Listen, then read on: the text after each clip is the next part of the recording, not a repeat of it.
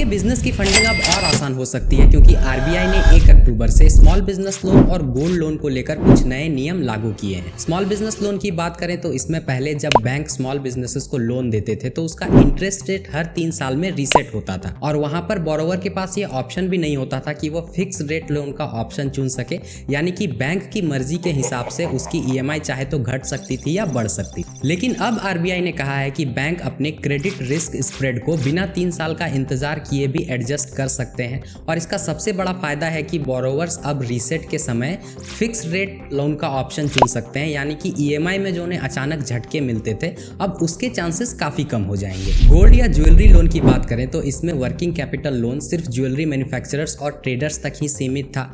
Gold या silver as a raw material खरीदने के लिए वर्किंग कैपिटल लोन मिलना ऑलमोस्ट इम्पॉसिबल था, खासकर अगर आपका बिजनेस ज्वेलरी सेक्टर से जुड़ा हुआ नहीं था। लेकिन अब आरबीआई ने इसको लेकर भी नियम को बदल दिया है। अगर आप कोई ऐसा बिजनेस करते हैं जिसमें गोल्ड या सिल्वर आप एज अ रॉ मटेरियल खरीदते हैं और उसके लिए आपको वर्किंग कैपिटल लोन चाहिए तो अब ये पॉसिबल है, यानी कि गोल्ड यूजिंग इंडस्ट्रीज, एक्सपोर्टर्स और मैन्युफैक्चरर्स को अब लिक्विडिटी की राहत मिलेगी। यानी कि इसके ओवरऑल इंपैक्ट में देखें तो जो स्मॉल बिजनेसेस हैं उनके लिए लोन लेना और उसे मैनेज करना काफ़ी आसान हो जाएगा।